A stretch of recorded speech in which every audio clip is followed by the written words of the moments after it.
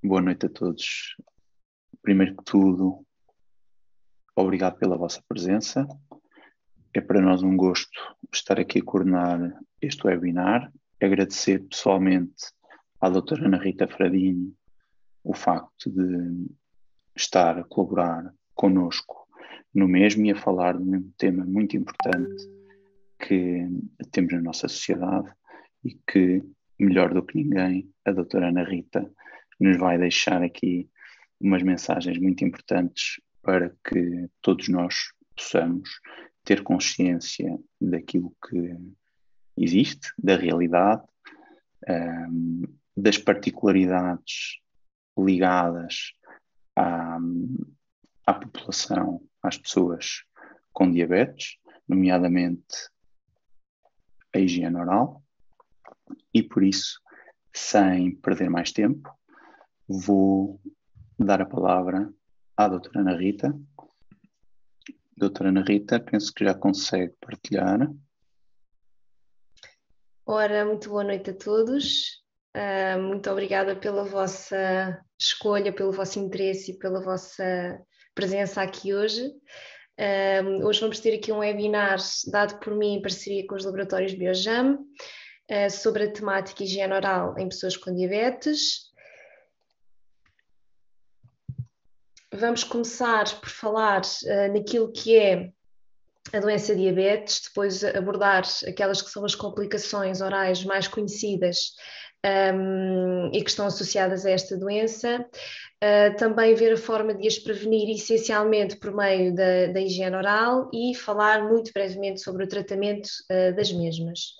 Então, começando por falar, obviamente, no tema central daquilo que é este webinar, a diabetes. Portanto, a diabetes é uma alteração metabólica que resulta numa incapacidade de utilização pelo organismo da glicose, não é? que nos é fornecida pela nossa alimentação. E aqui existe esta incapacidade de utilização pela insuficiente produção da hormona insulina, pela sua ação deficitária ou então pela combinação de ambas. Se esta glucose que nós ingerimos na alimentação não for utilizada, vai se acumular na nossa corrente sanguínea, dando origem então à hiperglicemia, que é no fundo o aumento da glicose circulante no sangue, que não deve permanecer e deve ser utilizada pelas células. Este webinar vai se focar sobre a diabetes mellitus, porque existem outros tipos de diabetes. A diabetes mellitus é então a mais comum, aquela que todos nós nos lembramos quando falamos de diabetes. Este tipo de diabetes é dividida em dois tipos, tipo 1 e tipo 2. A tipo 1, como aqui podemos ver, não chega a 10% do número total das pessoas com diabetes, é uma diabetes mais característica, embora não exclusiva, mais característica de crianças e adolescentes, tem uma grande componente imunitária na sua gênese. A diabetes tipo 2 é aquela que é mais falada, é mais estudada, mais comum, representa os restantes 90% dos casos. É uma diabetes essencialmente consequente de uma vida mais sedentária, portanto, hábitos de alimentação não tão regrados e pouco exercício físico, enfim, está associada a obesidade, um excesso de peso, aumento de colesterol e, portanto, por norma, aparece em pessoas numa idade mais avançada. O controle metabólico da diabetes é visto e é avaliado através de um exame ao sangue, que é este HbA1c, hemoglobina glicada, que, segundo a Associação Protetora dos Diabéticos de Portugal, um diabético com um ótimo controle deve ter estes valores abaixo dos 6,5% para, no fundo, se encontrar com aquilo que são as pessoas sem diabetes. Para termos uma ideia, em termos de prevalência, a prevalência estimada na população portuguesa adulta, portanto entre os 20 e os 79 anos, que corresponde a mais de 7 milhões de indivíduos, é de 13,3%, ou seja, estamos a falar de mais de 1 milhão de portugueses verifica-se que existe uma diferença estatisticamente significativa na prevalência da diabetes entre homens e mulheres, portanto está mais presente nos homens e a sua prevalência aumenta com o aumento de idade também. Se formos ver nos números mundiais, sabemos que mais de 500 milhão de crianças com idades inferiores aos 14 anos têm diabetes mellitus tipo 1, 415 milhões de adultos têm a doença, sendo que aproximadamente 193 não sabem que têm diabetes, portanto não têm o diagnóstico. Mais de 318 milhões de adultos têm intolerância à glicose, portanto não têm a diabetes declarada, não têm a doença diagnosticada, mas já apresentam os primeiros estádios da mesma. E prevê-se que então em 2040 este número de pessoas com diabetes suba para 642 milhões, portanto estamos a falar de números muito gritantes. Agora, abordando um bocadinho aquilo que são as complicações orais da diabetes, esta é uma temática que não é por norma tão abordada, está cada vez mais em voga nos fóruns clínicos e na pesquisa científica, mas é talvez aquela área que não é tão estudada ou que ainda não está tão estudada e tão explorada. Como o mau controle metabólico, portanto, uma diabetes mal controlada, uma hiperglicemia crónica, nós já sabemos que levam a várias consequências, nomeadamente ao dano do sistema nervoso, dos vasos sanguíneos, do coração, dos rins, dos olhos e dos pés, que é aquilo que se fala mais, mas obviamente se afeta as estruturas vasculares e nervosas vai também afetar aquilo que é a saúde oral e, portanto, tem várias consequências ou pode estar correlacionada com várias patologias a nível oral. Vamos falar de várias, portanto, vamos começar aqui pelas cáries. As cáries, enfim, são uma destruição localizada dos tecidos duros dos dentes, como consequência dos produtos da metabolização bacteriana dos hidratos de carbono, portanto isto é a doença crónica mais difundida do mundo, é um desafio à escala global em termos de saúde pública, e se olharmos para este mapa vemos que Portugal não está muito bem aqui. Até 2014 a taxa de incidência de cárie em crianças com 12 anos era moderada no nosso país, portanto nós estamos muito bem localizados, ainda temos um grande caminho a percorrer, e isto falando da população em geral e não em particular das pessoas com diabetes. Estas doenças, quer a diabetes, quer a cárie, são doenças multifatoriais, ou seja, não é só um fator que vai levar à sua ocorrência, e portanto não podemos dizer que existe uma associação direta entre a diabetes e a progressão da cárie. Mas sabemos que a hiperglicemia se traduz também por um aumento de glicose salivar e, portanto, basta pensar que se tivermos uma saliva que está altamente concentrada em glicose e que está constantemente a prover esse substrato, esse alimento à nossa colonização bacteriana, que é normal, todos nós temos uma flora oral bastante complexa, se ela está constantemente a receber esses altos níveis de concentrações glicémicas, é inevitável que a concentração bacteriana duplique, não é? Aumente, e quando falamos aqui de um tipo bacteriano mais específico, que é o Streptococcus mutans e os lactobacilos, que são as bactérias mais associadas ao início da cárie, e portanto sabemos que se temos um mau controlo, se temos um grande aporte de alimento para estas bactérias, é mais fácil que ocorra o início da doença da cárie. Aqui em relação à xerostomia, portanto, a xerostomia é uma sensação subjetiva de secura oral. Temos aqui o débito salivar está diminuído para metade daquilo que em relação aos valores que deveriam ser normais, e isto é na salivação de base ou estimulada. A xerostomia tem uma prevalência altíssima na população em geral, portanto vemos aqui 30% dos adultos sofrem alguma fase de xerostomia. e tem uma incidência ainda mais alta na população com diabetes. A saliva tem vários papéis na manutenção da nossa saúde, para além de manter as mucosas hidratadas e de ter até um efeito de washout, portanto de limpeza na nossa cavidade oral, tem também propriedades imunitárias e, portanto, a sua ausência vai seguramente ter consequências a nível de saúde oral, enfim, nomeadamente cárie, não é? Por facilitar a acumulação de placa bacteriana, não é? De restos alimentares juntamente com bactérias, que vão iniciar todo aquele processo patológico que já vimos antes. Periodontite, que é uma doença que vamos abordar em pormenor mais à frente, mas é uma doença das estruturas de suporte dentário. Candidíase, alterações na fala, na mastigação, na deglutição, úlceras, tudo isto vai impactar, obviamente, na qualidade de vida do indivíduo. Enfim, esta xerostomia é difícil de tratar e de controlar.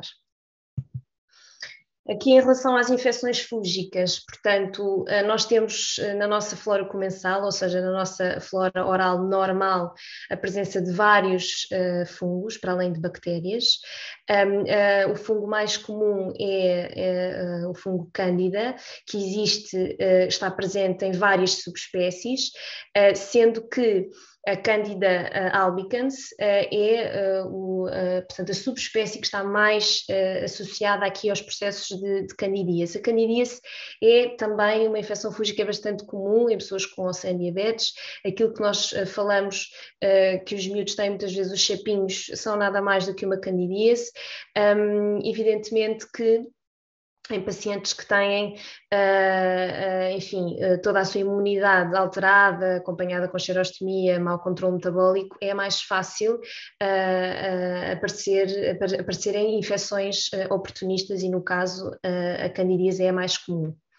Portanto, em relação às alterações neurosensoriais, portanto, aqui temos a presença do síndrome de boca ardente, que é um síndrome com incidência crescente na população adulta. É uma sensação persistente de queimadura, de dor, ardor ou dormência na boca. Não vemos causas locais ou sistémicas que justifiquem a presença deste síndrome, portanto é um síndrome dificílimo de tratar e que causa uma grande morbilidade aos doentes, portanto um grande mal-estar.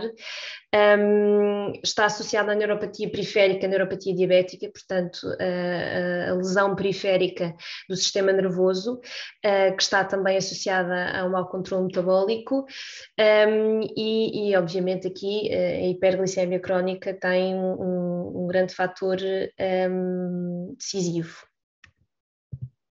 Em relação à cicatrização, portanto, a hiperglicemia vai levar a um déficit microvascular, portanto nós temos alterações na macro e na microvascularização do indivíduo, sendo que a microvascularização é a primeira a manifestar as alterações, daí os problemas com a visão, e obviamente na nossa boca a vascularização também é essencialmente microvascular e, portanto, aqui temos, é observado um espessamento da membrana dos vasos sanguíneos e isto vai alterar a sua permeabilidade. Em que é que isto resulta? Resulta que em caso de lesão, a migração das células do sistema imunitário está comprometida, existindo então uma hipoperfusão, não é? Uma hiperémia, um aumento de sangue estagnado, que não faz a sua renovação, e isto vai levar a uma hipóxia, ou seja, uma baixa concentração de oxigênio nos tecidos e, portanto, aumenta o stress tecidular e dificulta a regeneração, não é? A cicatrização. Obviamente no nosso ambiente oral é muito distinto do restante ambiente físico, não é? Sistémico. É um ambiente, eu diria, bastante hostil, porque temos as forças de mastigação, temos um turnover ósseo e celular e vascular muito, muito aumentado, temos a saliva, micro-organismos, etc. Portanto, é um ambiente que é adverso, então, já para a cicatrização de uma forma geral e, portanto, em pessoas com diabetes e com mau controle metabólico isso é evidente e tem de ser bem acompanhado. Eu deixei para o fim, e em destaque principal, a doença periodontal, como disse anteriormente, que iria abordar esta temática. Esta é uma doença bastante estudada em relação àquilo que são as comorbilidades da diabetes, e, portanto, é importante explicar o que é, de forma também a conseguirmos prevenir o seu aparecimento, porque é possível prevenir o seu aparecimento. Então eu não posso explicar o que é uma doença periodontal sem explicar o que é o periodonto, não é? Portanto, aquilo que no fundo esta doença afeta. O nosso periodonto é, como o nome indica, tudo o que está ao redor dos dentes, portanto são os tecidos responsáveis pelo suporte dos nossos dentes e são essencialmente o nosso osso, a nossa gengiva e o nosso ligamento periodontal, que é um ligamento que existe, no fundo, a unir a raiz do dente ao osso alveolar, que a circunda. Portanto, nós em saúde periodontal todos nós temos um sulco, portanto um espaço pouco profundo que existe livre entre a gengiva e o dente. Esse sulco gengival não deve em saúde exceder os 3 milímetros de profundidade, portanto é mesmo muito superficial, e a nossa gengiva deve estar em íntima relação com os nossos dentes, com um aspecto semelhante a este que temos aqui, portanto uma gengiva rosada, firme, brilhante, com vestoneado, portanto com um contorno que acompanhe a forma dentária.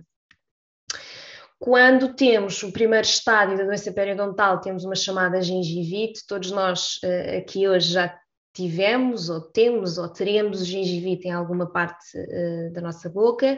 A gengivite é uma resposta muito comum à inflamação bacteriana.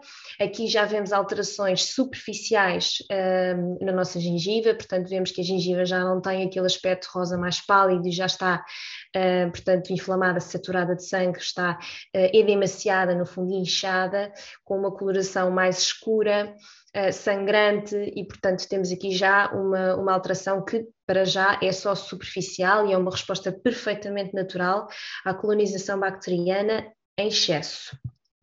Depois temos então aquilo que é o avançar desta patologia, então é uma doença periodontal. Aqui já temos, para além de tudo o que vimos anteriormente, já temos uma perda óssea subsequente que vai sendo mais grave à medida que a doença periodontal avança. Portanto, esta doença periodontal é, como eu já disse anteriormente, multifatorial, mas ela é iniciada e é perpetuada por um complexo bacteriano muito específico, muito agressivo, anaeróbio, que vive neste sulco gengival. Todos nós temos este complexo bacteriano, mas ele deve estar controlado numa concentração baixa. Quando isso não acontece, o processo inflamatório progride para uma autodestruição óssea e, portanto, o que vai acontecendo com a progressão da doença ao longo dos anos, que normalmente é uma progressão lenta, vai acontecendo é que, no fundo, os nossos dentes vão perdendo os tecidos que os sustentam e, portanto, em última análise, perdemos os dentes por causa disso, sem que os próprios dentes tenham problema algum.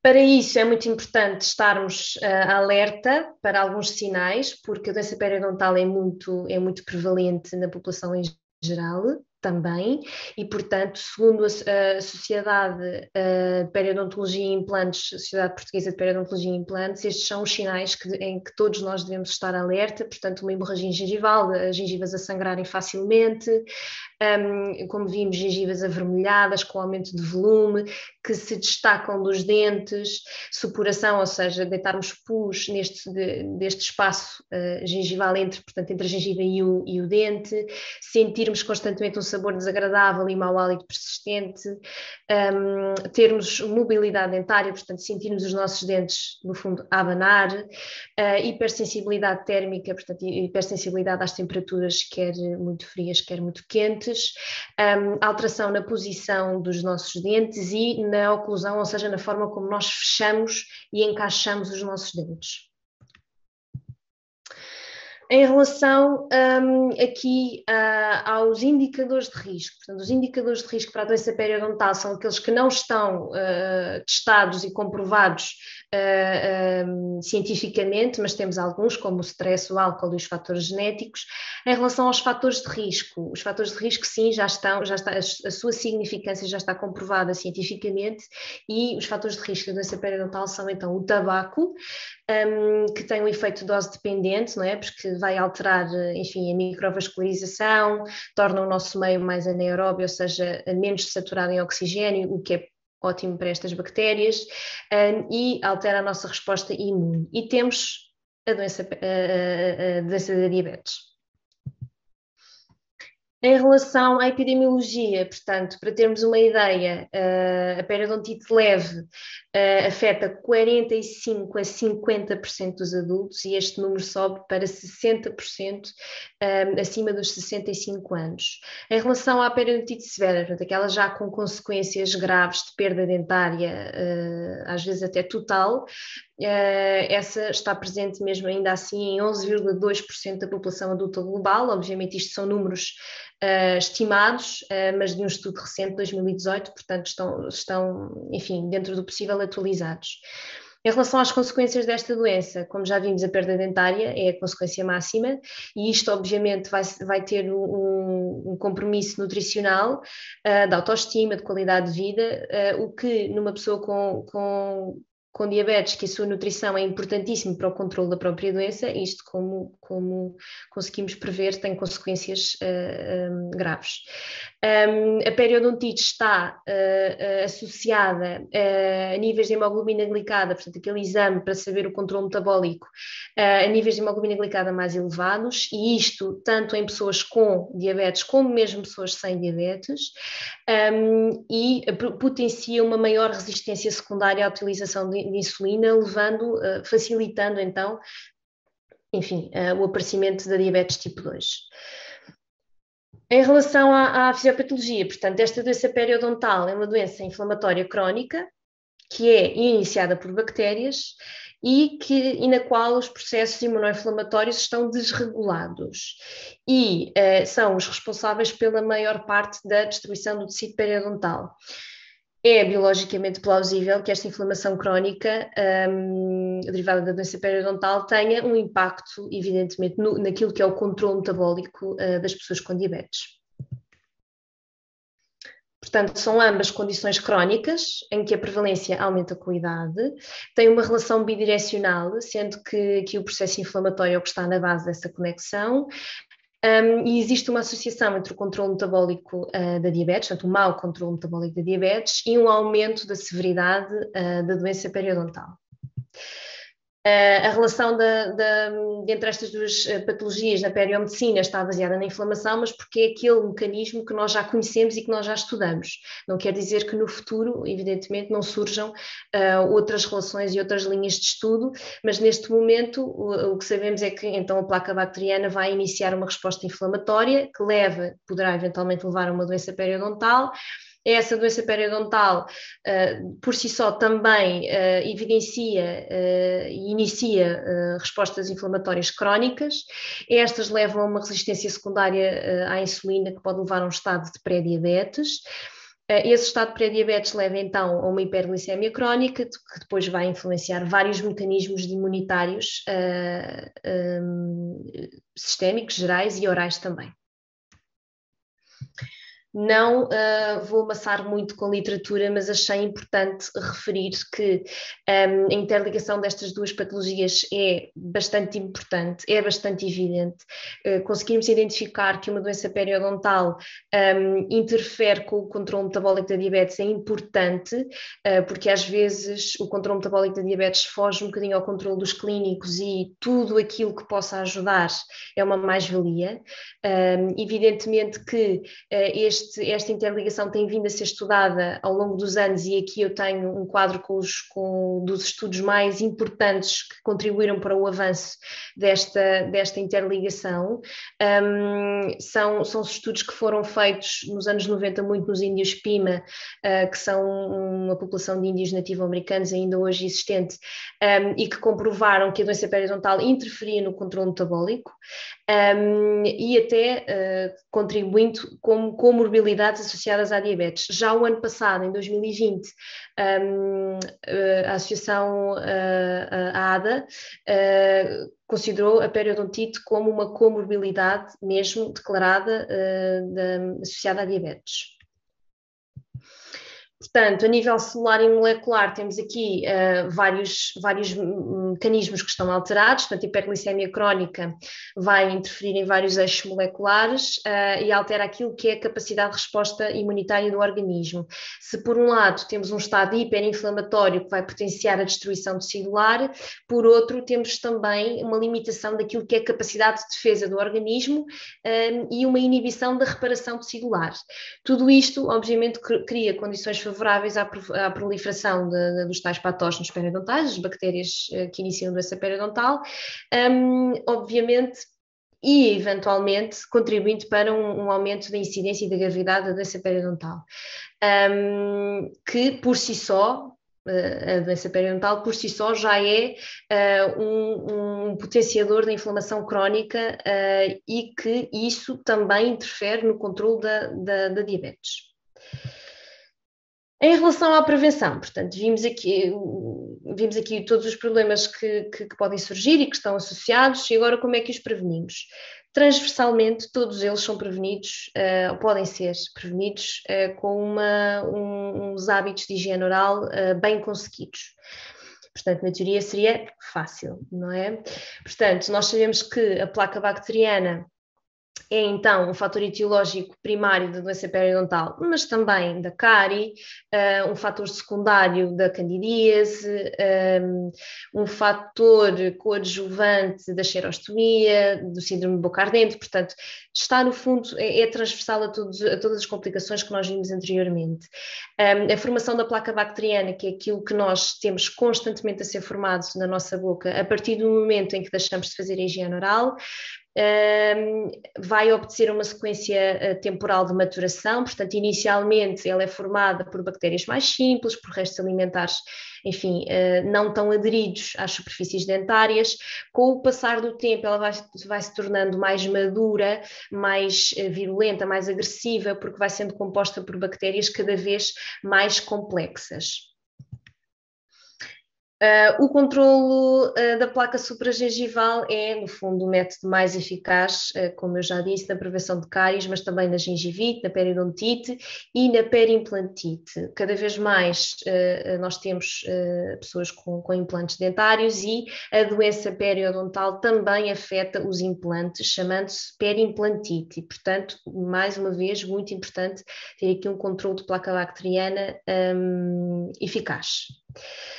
Quando nós abandonamos os hábitos de higiene oral, transversalmente e 100% das vezes, qualquer indivíduo, qualquer que seja a sua idade ou a sua saúde sistémica, vai ter a presença de gengivite ao fim de algumas horas ou de alguns dias. Isto está comprovado cientificamente. Portanto, esta resposta imunitária é transversal a todos. Obviamente pode ser mais evidente em pessoas com alterações imunitárias, eventualmente com diabetes. Como é que fazemos o controle de placa bacteriana? Então temos à nossa disposição vários utensílios para o fazer, não me vou alongar muito sobre cada um. Sabemos que a escovagem é o método mais eficaz e mais conhecido e mais utilizado para o controle de placa bacteriana. Pode ser feita com recurso a uma escova manual ou elétrica, não existe uma técnica que seja mais eficaz. A técnica mais eficaz vai ser aquela que cada um de nós tem mais facilidade e destreza de fazer na nossa própria boca. Sabemos que a frequência mínima de escovagem deve ser 2 vezes por dia, portanto a cada sensivelmente 12 horas. O tempo médio de escovagem, lá está, estes são valores médios, deve rondar os 2 minutos e a pressão ideal serão as 300 gramas, sabendo que 300 gramas é uma pressão muito ligeira. Em relação à remoção de placa interproximal, temos vários mecanismos disponíveis no mercado para o fazer.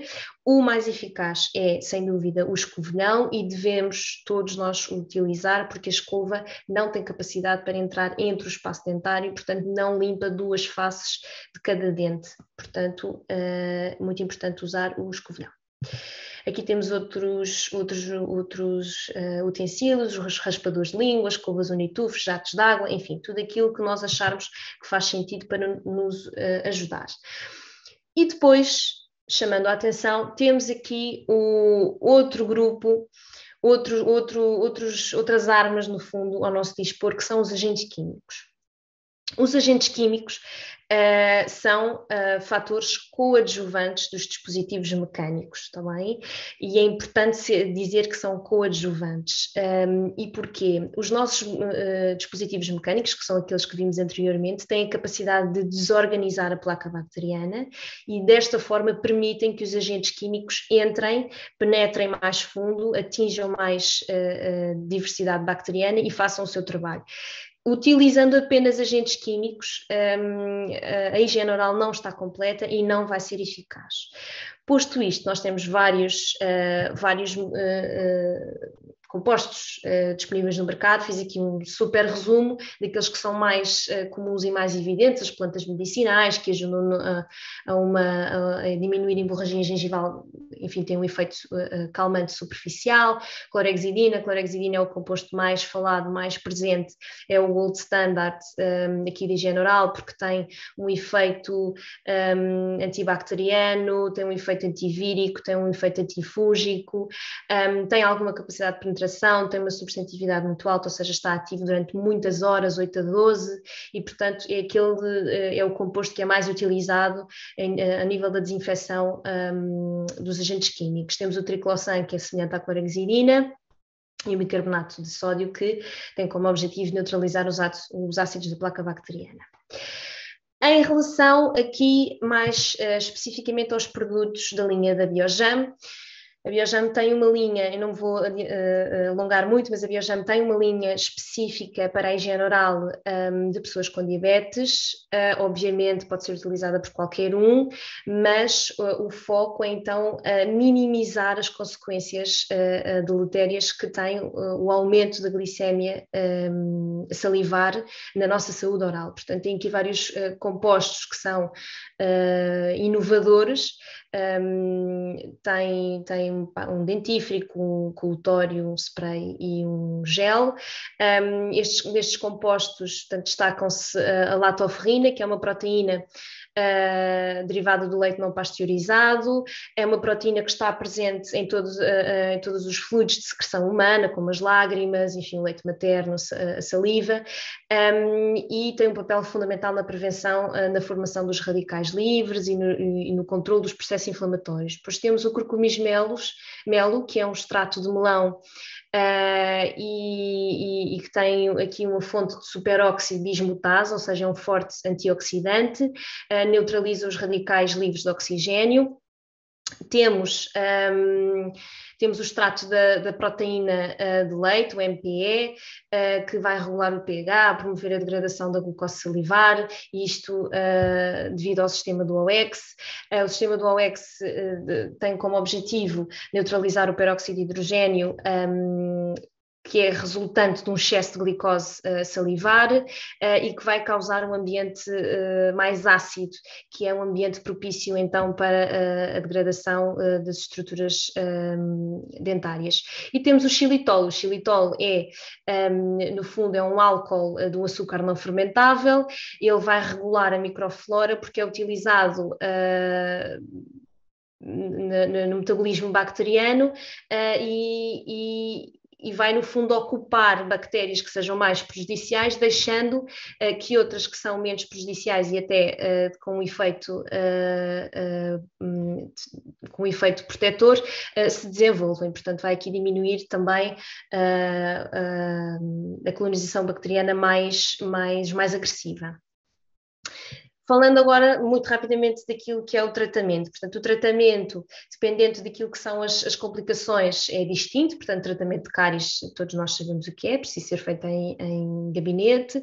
O tratamento da xerostomia e do síndrome de boca ardente é um tratamento multidisciplinar. Muitas vezes nós, médicos dentistas, precisamos da ajuda de colegas de outras áreas da medicina para ajudar no tratamento destas patologias que são muito complexas e têm, de facto, têm origens multifatoriais. O tratamento das dificuldades de cicatrização, portanto, passam por uma prevenção dos problemas de cicatrização e depois de uma correção, eventualmente com recurso a fármacos ou com recurso a novas intervenções cirúrgicas.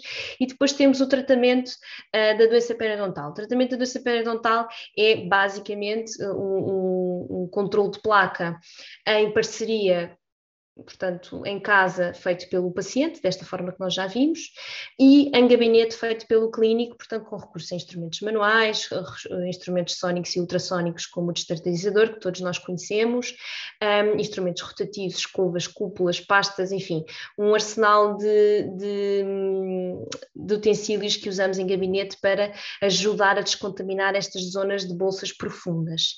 E, eventualmente, se isto não for suficiente, com recurso a abordagem cirúrgica. Em jeito de conclusão, portanto, se nós pensarmos que 1 em cada 11 adultos tem diabetes no mundo, portanto, mais ou menos 415 milhões de pessoas, em 2040, 1 em cada 10 adultos terá diabetes, portanto, 642 milhões de pessoas, e 542 mil crianças têm diabetes tipo 1. Se nós pensarmos que 75% das pessoas com diabetes são provenientes de países com baixos e médios recursos, que a diabetes representa 12% das despesas em saúde a nível mundial e que foi responsável em 2015 por cerca de 5 milhões de mortes, então, se nós pensarmos nestes números, sabemos que devemos e podemos participar ativamente no diagnóstico desta doença e no controlo, e, portanto, independentemente da nossa área, seja uma área clínica, seja uma área, enfim, farmacêutica, sejamos amigos, sejamos pessoas com diabetes, todos nós temos um papel a fazer nesta prevenção da doença periodontal e, por consequência, na melhoria do controle da diabetes. Portanto, muito obrigada pela vossa atenção nesta sexta-feira à noite, deste webinar. Eu agora passo a palavra aqui ao Augusto. Doutora Ana Rita, muito obrigado.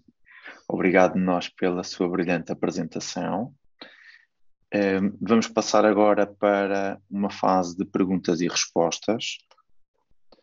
Enquanto faço aqui em paralelo, vou colocando a primeira questão que surgiu no chat.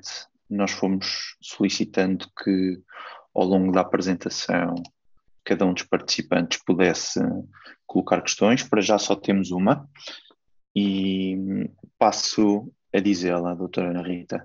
Qual a importância de uma linha de higiene oral dedicada exclusivamente para pessoas com diabetes? Uma linha de higiene oral dedicada, em particular, a pessoas com diabetes vai...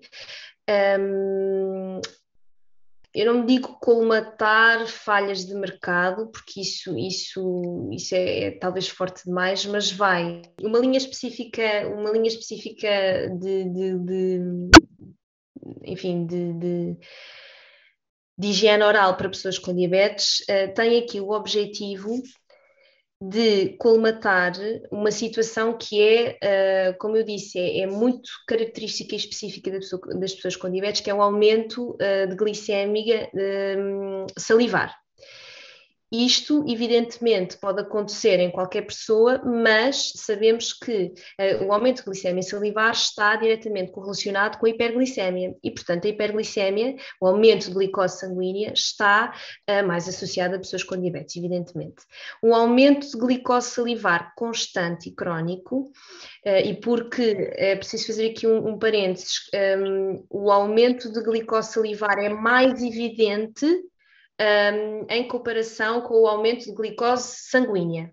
Portanto, se temos uma glicose sanguínea alta, a glicose salivar vai ser ainda mais alta e perpetuada. Portanto, não obedece tão rapidamente ao controlo glicémico como é no sangue.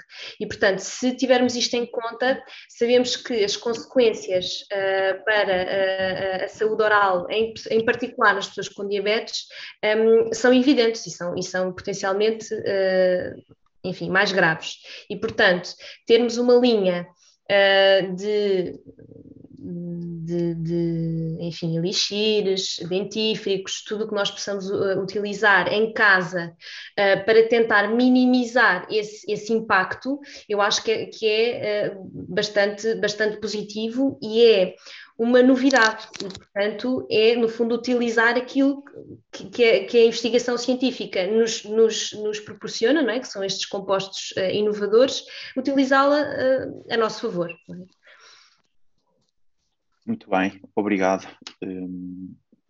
Penso que ficou respondido. Entretanto, quem colocou a questão foi o Carlos Monteiro, pois já teremos a oportunidade de questionar se ficou esclarecido ou não. Temos aqui já mais uma questão por parte da Marta Sofia. Alguma relação entre a existência de cásio nas amígdalas e doença periodontal? Obrigado. É uma excelente questão. Essa relação não está estudada cientificamente, portanto, o cásio é, no fundo, uma acumulação de restos alimentares portanto, na textura, nas pregas, das amígdalas. Isso tem obviamente, consequências a nível de saúde oral enfim, de otorrino, mas não está diretamente relacionada com a doença periodontal. A doença periodontal é uma resposta muito específica, uma resposta imunitária muito específica a um grupo bastante específico de bactérias que, no caso da doença periodontal, estão localizadas no sulco gengival, portanto, no espaço entre a gengiva e o dente, e não tanto nos cásios, portanto, nas amígdalas. As bactérias que estão associadas aos cásios também são elas anaeróbias, portanto, são bactérias do mesmo grupo bacteriano destas que estão nos sulcos gengivais, mas são outro tipo de bactérias que causarão outro tipo de problemas. Portanto, a relação entre o cásio e a doença periodontal não é direta. Muito obrigado, doutora Rita. Temos já aqui mais uma questão, esta um bocadinho mais direcionada para um dos produtos da linha da Biogerm. Eu vou deixar que a doutora Rita responda e estarei aqui também para ajudar, como é óbvio, na mesma. Perguntam se existe alguma indicação especial para o spray. Eu acredito que a questão esteja um bocadinho direcionada para a linha Anoxidant Balance, mas também pedia à doutora Maria da Luz que clarificasse se estivéssemos a entender mal também. Portanto, assim, esta linha tem várias formulações com estes compostos, com o objetivo de facilitar a sua aplicação ao longo do dia. O spray é aquela que será a forma mais fácil para, ao longo do dia, fazermos a aplicação do composto. Né? Enfim, o dentífrico é para ser utilizado quando a escovagem é feita, o elixir, idem aspas. Durante o dia será mais fácil termos a aplicação por via de spray para, no fundo, irmos controlando ao longo do dia a glicose salivar. E isto porquê? Porque, evidentemente, a nossa saliva tem um efeito de washout, chamado efeito washout, não é? Estamos constantemente a produzir saliva e estamos constantemente a engoli-la. E, portanto, estes compostos têm a capacidade de ficar na saliva e fazer a sua ação, mas têm de ser repostos ao longo do dia, porque de outra forma será mais difícil assegurarmos a sua ação, enfim, ao longo das 24 horas. Augusto, corrija-me se me faltou alguma coisa. Não faltou nada. Efetivamente, essas são as vantagens do spray inerente à linha Anoxidant Balance, tal como a doutora Ana Rita referiu durante a apresentação. Trata-se de uma linha completa, uma linha que permite uma higiene oral em todos os momentos do dia, desde a higiene oral pós-refeições, que, tal como a doutora Ana Rita mencionou, deverá ocorrer pelo menos 2 vezes por dia, no espaço das 12 horas, a chamada escovagem de manhã e a escovagem à noite, depois pelo menos do pequeno almoço e do jantar. E acaba por acontecer aqui um grande momento ao longo do dia, onde nem todas as pessoas têm a oportunidade de efetuar uma terceira escovagem e garantir que a flora que habita na nossa cavidade oral possa estar devidamente controlada. E o spray permite isto mesmo, permite que haja um balanço entre aquilo que é o ótimo dentro da cavidade oral e permite ainda, pela sua particularidade de formulação, na ótica de spray, também permite manter a boca hidratada. Como muitas vezes sabemos, acabamos por, ao longo do dia, ter alguma secura de boca e permite ter esta nota adicional. Caso não tenhamos respondido à questão, depois agradeço que voltem a colocar ou fazer alguma nota. Passemos para a próxima. Vem da doutora Cláudia Bernardo. Temos diabéticos com graus diferentes de gravidade, independentemente da sua classe social. Como médico de família, peço desculpa que isto está aqui. Como médico de família, doutora Cláudia, não sei se... O objetivo, peço desculpa, Augusto, o objetivo era perguntar, como médico de família, como é que, de uma forma eficaz, podemos mostrar aos doentes diabéticos que a higiene oral é fundamental.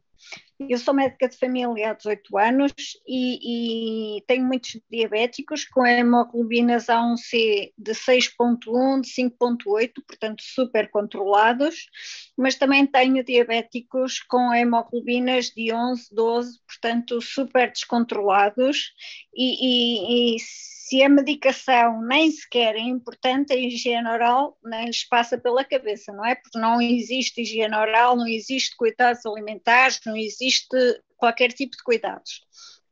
De que forma é que nós podemos, e isto é uma opinião que eu lhe estou a pedir, de que forma é que nós podemos estimular os doentes diabéticos, principalmente os mal controlados, porque os bem controlados nós conseguimos direcionar e que consigam perceber a importância de todo o conjunto de cuidados, nos que estão mal controlados, como é que podemos transmitir a mensagem de que a higiene oral é fundamental, vai ajudar e por onde devem começar, não é? Porque a maior parte deles tem pequenos recursos financeiros e, portanto, não vão conseguir fazer logo todo o tipo de tratamento que nós temos disponíveis, a Biojam tem disponível.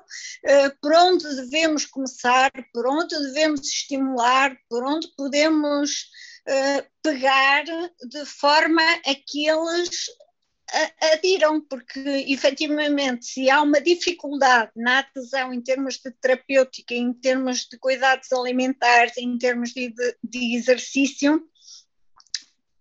como é que devemos, queria que me ajudasse, como é que eu posso, na minha prática clínica diária, gerir um diabético mal controlado, mal comportado, a aderir a uma gama tão boa em termos de higiene oral que também vai ajudar e vai contribuir para controlar os níveis. É essa a questão. Obrigada. Doutora Cláudia, essa questão é pergunta para queijinho, não é? Como é que motivamos os nossos doentes? É uma questão complexa e a doutora conhecerá muito melhor os seus doentes e saberá qual é a melhor forma de motivar e cativar cada um. A minha experiência pessoal, como clínica que estou dedicada em exclusividade à parte periodontal, é difícil a adesão à terapêutica, a quem não está informado. Primeiro, portanto, eu acho que a base sempre de tudo é informar, porque, enfim, se calhar a parte de higiene oral não será uma prioridade na consulta, e percebo que não o seja, mas no fundo informar que, atenção, isto também afeta a saúde oral e pegar se calhar um bocadinho por aquilo que é o conforto da pessoa, porque quem tem doença periodontal tem forçosamente um grande desconforto. Quer seja porque não consegue alimentar-se bem, quer seja porque a autoestima, enfim, poderá estar afetada, quer seja mesmo porque sente mau hálito, enfim, normalmente há sempre alguma coisa que incomoda o doente com doença periodontal. E enfim, se calhar pegar por aí e dizer, atenção, isso pode melhorar, não tem de ser assim, não temos de estar a perder dentes, não temos de estar a sentir-nos mal, isso pode melhorar e, obviamente, a questão dos recursos é importante na nossa população, obviamente, é vital. Começar pelo básico, incentivar a higiene oral, até por uma questão de sensação de bem-estar. Se essa pequena batalha for ganha, então vamos avançando.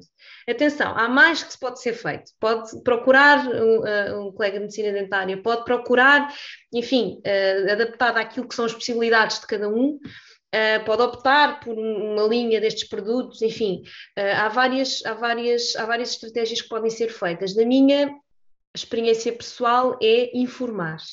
Dar o máximo de informação possível. Uma pessoa bem informada, enfim, pode optar por não ainda assim, escolher não aderir à terapêutica, mas normalmente, doentes mais bem informados, aquilo fica lá. Vão para casa pensar, ok, faz sentido, se eu fizer assim vai melhorar, enfim. É o melhor conselho que eu tenho para dar, tendo em conta que é a questão vital, é a adesão à terapêutica, sim. Obrigada. Sem dúvida nos tempos em que estamos hoje, eu estou num grande centro, portanto urbano, estou no Grande Porto, e sinto que efetivamente a palavra do médico de família é primordial a qualquer outra especialidade. Eles até podem ir à parte da dentária, e se houver essa prescrição, essa orientação, eles não o fazem sem a orientação da médica de família, até porque já existe uma relação de muitos anos. Mas eu sinto, portanto, a gama que nós temos da Occidente já é uma gama que eu tenho conhecimento há alguns meses e, portanto, tenho vindo a transmitir. E eu sinto que há alguma não digo resistência, há alguma ignorância da parte dos diabéticos, porque eles acham que a parte dentária não tem nada a ver com a parte dos diabetes, não é? Portanto, o trabalho aqui é um bocadinho duplicado, porque é preciso fazê-los entender que os diabetes atingem dos pés à cabeça e que não é só aos órgãos-alvo, efetivamente, que são aqueles que provocam os eventos fatais e que provocam a maior comorbilidade, mas que depois existem os outros órgãos que também são afetados numa proporção um bocadinho menor, mas que também trazem consequências a longo prazo, a curto e longo prazo. Pronto.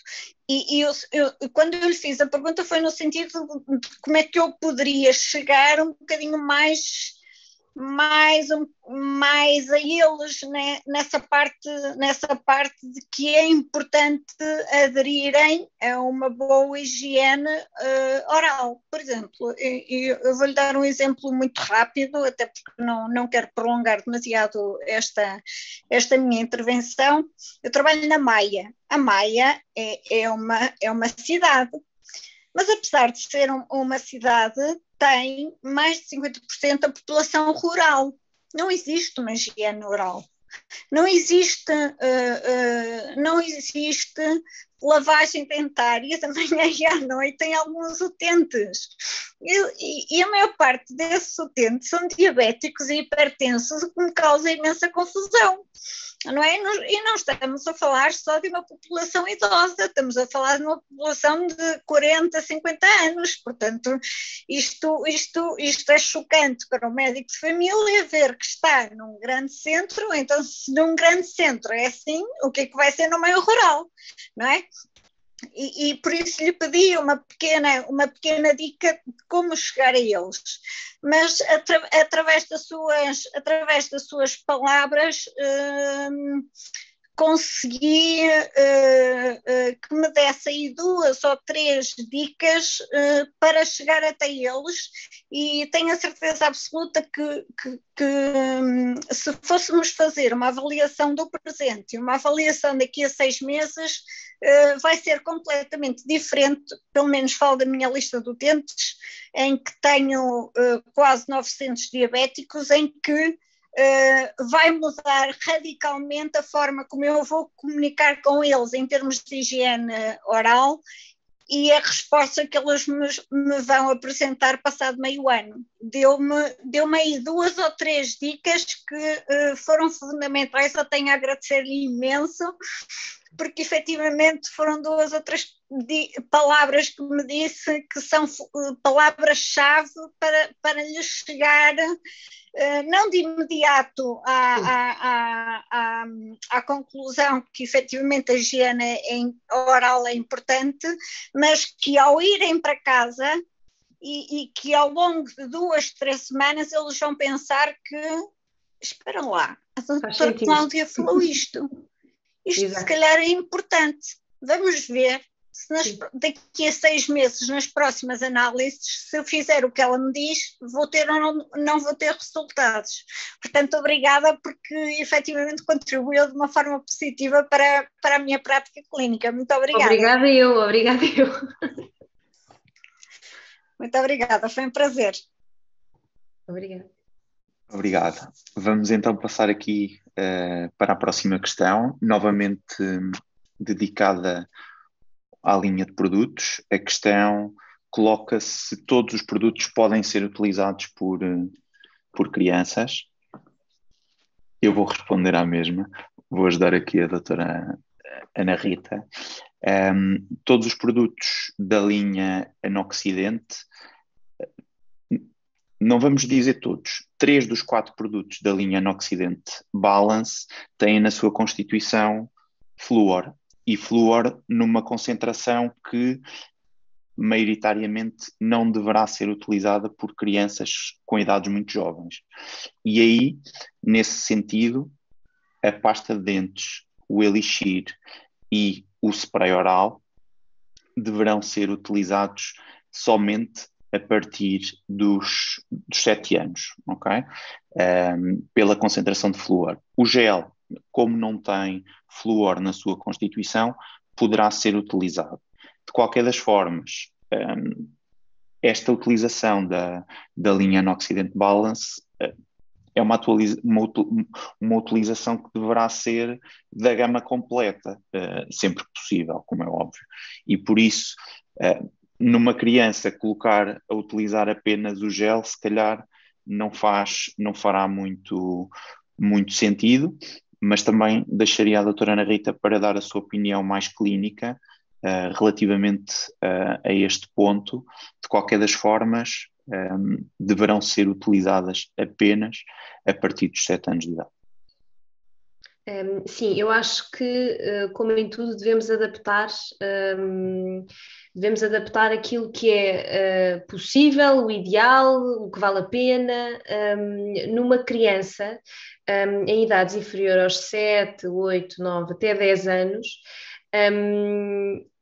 se houver uma higiene oral bem feita, já é ótimo. E eu estou a dizer isto enquanto médica dentista. Eu não sou odontopediatra, enfim, vejo crianças esporadicamente, não é a minha consulta-alvo, mas o que sabemos, e até pelo aquele gráfico que vimos no início da apresentação, na verdade a higiene oral das crianças está, em média, na nossa população deficitária. Então, vamos preocupar antes, vamos dar um passo atrás e ter a certeza que os nossos filhos, enfim, os nossos familiares, as nossas crianças têm uma higiene oral bem feita, vamos vigiar a higiene oral, vamos introduzir o fio dentário assim que possível, deixá-los brincar, deixá-los utilizar.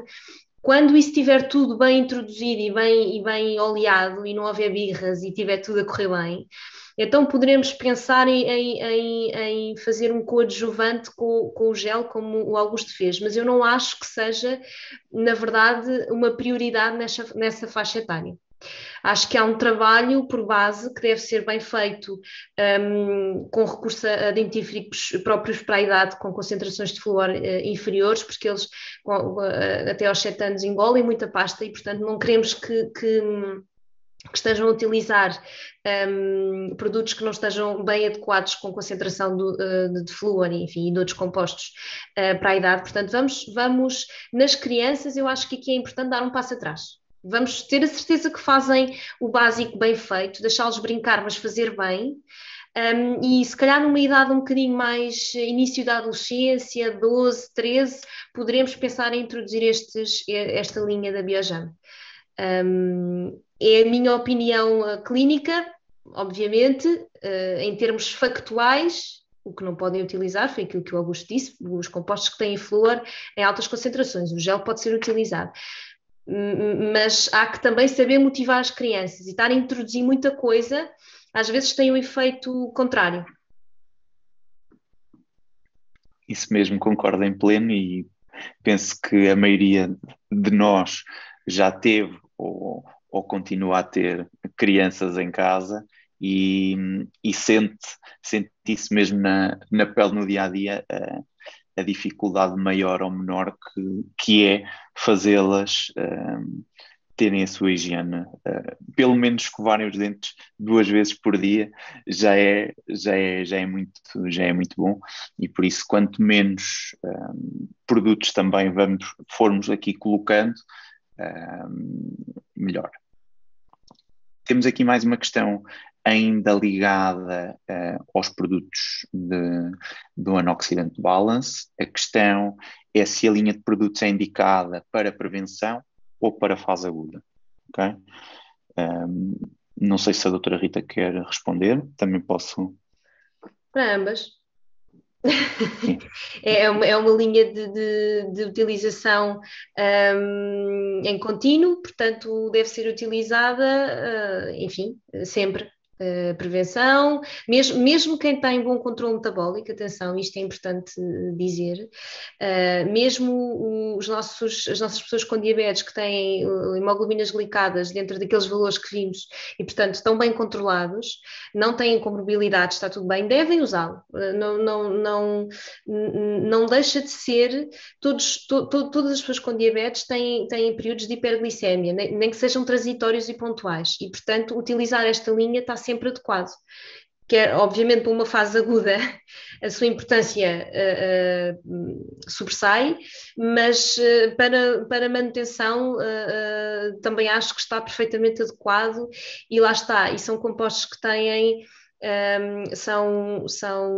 portanto, são pastas e são elixirs que têm compostos que nós devemos sempre utilizar, como nomeadamente o flúor, e portanto não me parece que tenha de haver aqui um período específico de utilização e depois de interrupção por alguma questão. Não, são linhas que me parece que podem ser usadas em contínuo. Certo, Augusto? Corretíssimo. A resposta é isso mesmo, é utilizada em ambos os casos. Claro que se for iniciada no âmbito da prevenção, como é óbvio, a eficácia será sempre maior, mas sim, é aplicada para os dois âmbitos. Até o momento não temos aqui mais questões no chat. Não sei se, mesmo sem ser pelo chat, se algum participante gostaria de colocar mais alguma questão à doutora Ana Rita. Se não, vamos...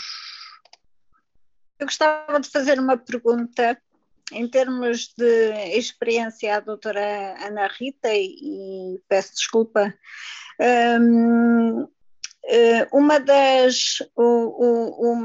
Uma das áreas que eu sempre vi muito pouco valorizadas nos utentes diabéticos, não diabéticos, mas nos diabéticos, que é o que estamos neste momento a falar, é a parte de higiene oral nunca é valorizada, ou seja, os utentes veem a parte da escovagem dentária como algo que lhes foi imposto na infância, de manhã e à noite. Muitos deles só o fazem à noite e nem sabem muito bem porque é que o fazem. Foi imposto, não é? Eu tenho que escovar os dentes. Na sua experiência e na sua prática diária com doentes diabéticos, o que é que a doutora Ana nota a grande diferença entre quando apresenta a linha, a nossa linha, e eles começam a utilizar e os revê após algum período, que diferença é que eles revelam em termos de higiene oral? A experiência que eu tenho, e atenção que eu estou talvez numa situação privilegiada, porque eu estou numa consulta que normalmente é referenciada, não é? Quem vai à minha consulta geralmente é referenciado pelo colega dentista generalista, já com o foco nesta doença, e portanto as pessoas que vêm à minha doença que disparate, as pessoas que vêm à minha consulta normalmente já estão um bocadinho mais sensibilizadas e vão procurar tratamento. Posto isto, noto que, de uma forma geral, e isto não sou só eu que noto, atenção, isto está descrito cientificamente, as pessoas com diabetes têm, por norma, obviamente, mais se o seu controle metabólico for melhor, mas isso está correlacionado com outros fatores, têm, por norma, mais cuidados de higiene oral. Eu sei que isto vai um bocadinho contra aquilo que a doutora Cláudia experiencia no seu dia-a-dia. Obviamente isto terá diferenças geográficas e culturais. O que é que nós notamos? Notamos que um doente com diabetes e um doente interessado no seu controle metabólico é um doente, à partida, muito mais interessado naquilo que é a sua saúde de uma forma geral. Então, se for apresentado que a diabetes tem consequências no olho, no rim, enfim, etc., mas também na parte oral, e que o descontrole da parte oral vai forçosamente interferir com o seu controle, com o seu bom controle da diabetes que tanto tem feito esforço para ter, regra geral, a adesão à terapêutica é bastante grande e fácil. Então, se apresentares uma linha de produtos que já por si só têm como objetivo facilitar esse controlo, é no fundo ouro sobre azul. A adesão é grande e no fundo até um bocadinho surge como um alívio. Ok, eu estou a fazer um esforço, mas há uma linha que me está a ajudar nisto. E é essa a experiência que eu tenho. E tenho uma experiência de que linhas específicas para pessoas com diabetes funcionam como fatores de motivação também. Sim. Obviamente tem de ser trabalhado e tem de ser mais trabalhado numas pessoas do que noutras, mas a experiência que eu tenho é muito positiva, regra geral. Doutora Ana, se calhar exprimi-me mal no início. Os diabéticos bem controlados são aqueles que aderem melhor aos conselhos médicos. Claro. São aqueles que, se eu lhes for falar que há uma linha oral que os vai ajudar ainda mais, são aqueles que têm maior adesão. Porque esses doentes já estão numa linha em que sabem que se passarem esse risco têm determinadas consequências e que se eu lhes falando desta parte, e já por experiência própria, eles aderem. Já não falo mesmo dos mal controlados, portanto, se eles já não entendem que ter uma hemoglobina A1C de 9 é mau para os olhos, para o coração, para os rins, para a parte circulatória, eu estar-lhe a falar da parte dentária, eu posso lhe dizer que eles riem-se na minha cara e falo isto ironicamente, mas com alguma tristeza, porque é verdade, não é? Portanto, a minha pergunta de há pouco é mesmo como é que eu consigo apelar, se não consigo chegar a eles nas partes piores, não é? Eu falo, você pode ficar cego, você pode ter um infarto, você pode ter um AVC, você pode entrar em hemodiálise, pode ficar sem uma perna. Eles não querem saber como é que eu lhes vou falar que têm, se fizerem uma boa higiene oral, se usarem uma determinada gama, ainda vai ser melhor, vai ser mais fácil de controlar os níveis de glicemia, vão ter uma boa higiene oral.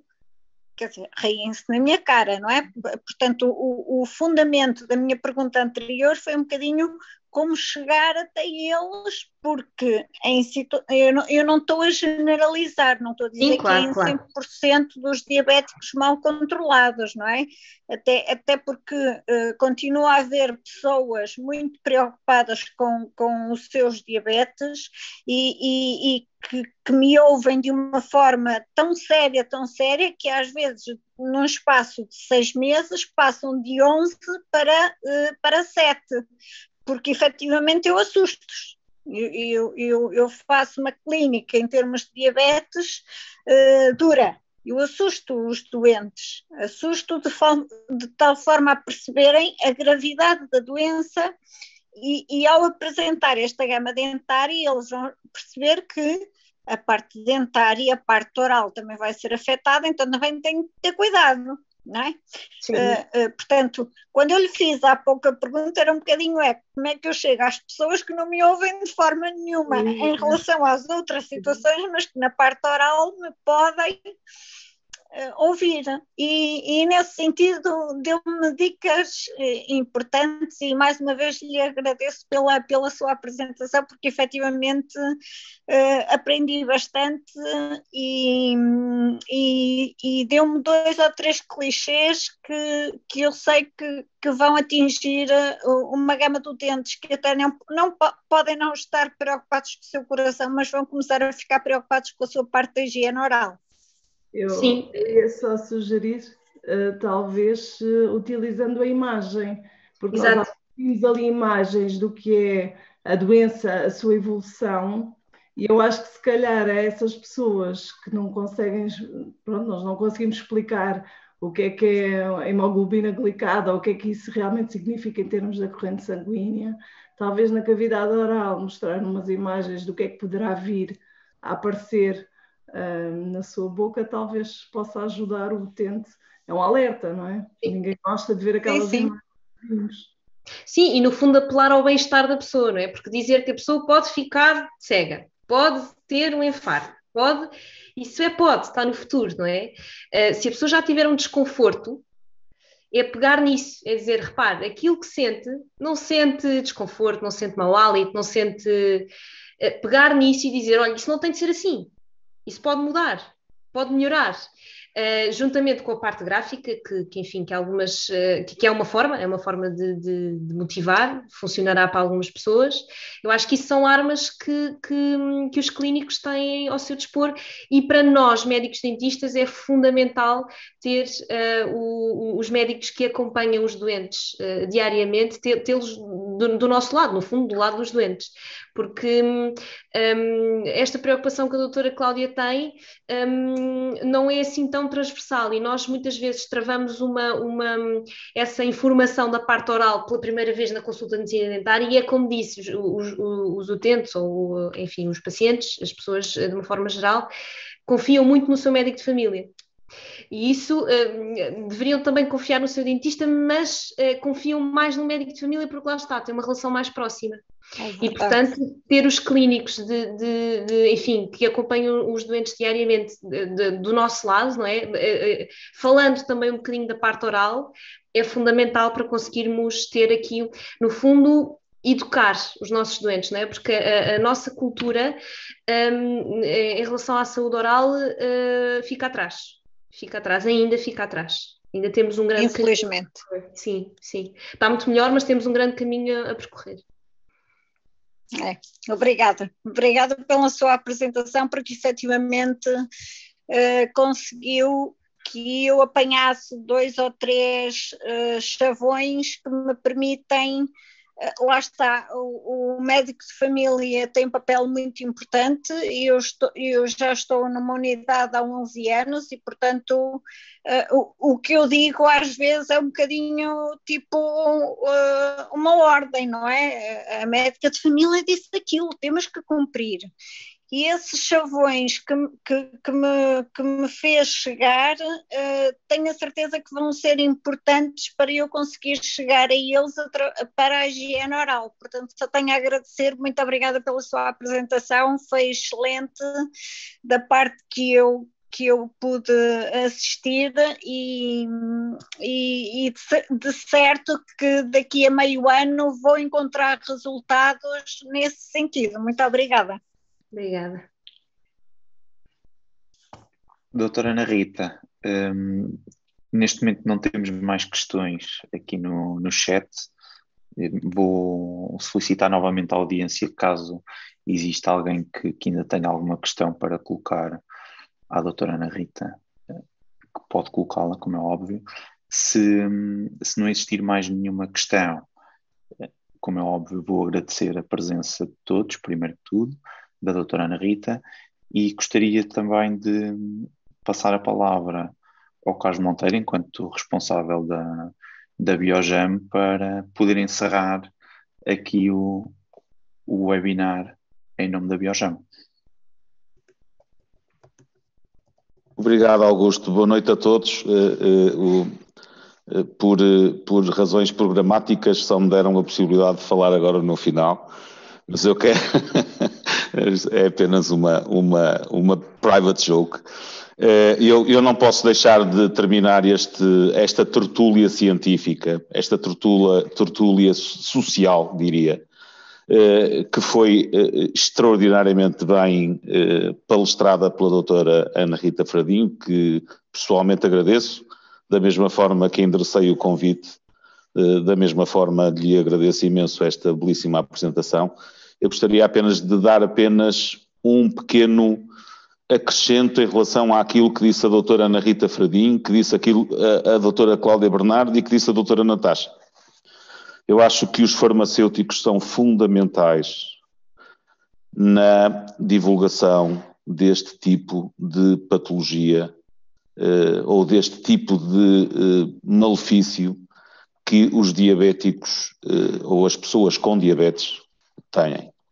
Porque muitas vezes o médico de família consegue sensibilizar o seu doente, o médico dentista consegue sensibilizar o seu doente, e é necessário que o farmacêutico esteja disponível para que essa linha que é prescrita / recomendada pelo profissional de saúde que acompanhou o seu diabético, o farmacêutico esteja disponível para dar a linha de higiene oral que é recomendada pelo profissional de saúde.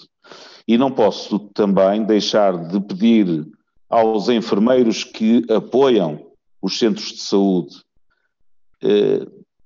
estas pessoas com diabetes, que possam também tentar motivá-los, tentar sensibilizá-los, tentar informá-los de que uma boa higiene oral é uma boa forma de poderem controlar a sua diabetes em todas as suas vertentes, malefícios ou benefícios, diria.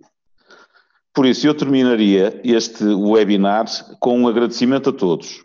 E quanto à informação, contem connosco. Nós vamos estar muito ativos a suportar, a ajudar as pessoas com diabetes. Não só do ponto de vista da informação, mas também do ponto de vista deste tipo de tertúlias científicas, moderadas por pessoas capazes, experts na área, porque é com estas pessoas que todos nós podemos aprender muito mais. Eu ontem não sabia nada de higiene oral de pessoas com diabetes. E hoje saio daqui muito mais preparado para poder conversar com diabéticos sobre este assunto. E a doutora Ana Rita Fradinho foi, sem sombra de dúvida, a grande impulsionadora e motivadora desta informação científica, ao qual agradeço pessoalmente. E agradeço a todos o vosso tempo numa sexta-feira à noite, que é sempre tão apelativa para descansar e para estar com a família e com os amigos. Muito obrigado em nome da Biogen. Muito obrigado, Carlos. Muito obrigado a todos mais uma vez. Gostaria só apenas de vos informar que parte deste webinar, ou na sua totalidade, estarão presentes no nosso canal de YouTube da Biogen. Boa noite a todos e obrigado.